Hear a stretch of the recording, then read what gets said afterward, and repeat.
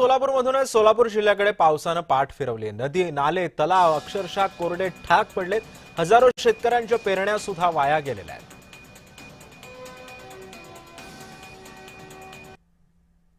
शिना नदी कोरडी पडली, पाऊस नाही, पिरलेली धान पाक वापरली नाही, ते कुठलंच काय नाही, सगळी नुकसानी झाली आहे।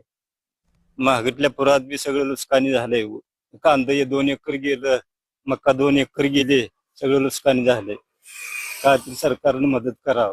गेल्या वेळेस पूर आला होता, यावेळेस पाऊस नाही आणि ह्या वेळेस पाऊस नाही, सगळं वातावरण बिघडलंय। वारं सुटलं, जमिनीत काय उगवलं नाही पेरलेलं।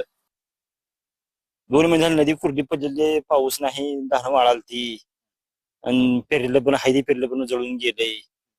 जनावरांची आपदा व्हायला लागली आणि पिकं वाळालती, माणसाला प्याला पण पाणी आणि कशालाच हे नाही, मुलखाचं तारांबळ व्हायची, लाईट पण नाही त्यात। आणि असाच आढावा घेतला आमचे प्रतिनिधी रवी ढोबळे यांनी। जून महिना उलटून गेला, जुलै महिन्यातही पाऊसचा एक थेंब सुद्धा सोलापूर जिल्ह्यात जो आहे तो पडल्याचं चित्र आपल्याला पाहायला मिळत आहे।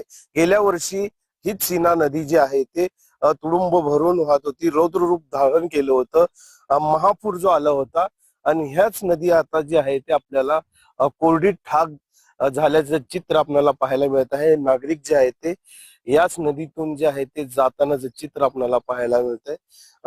या नदीला जो महापूर आला होता, यामुळे अनेक गावं जी आहेत ते पाण्याखाली गेलती। जवळपास 200 ते 300 गावे पाण्याखाली गेलती। अख्खी शेती जी आहे ती वाहून गेली होती।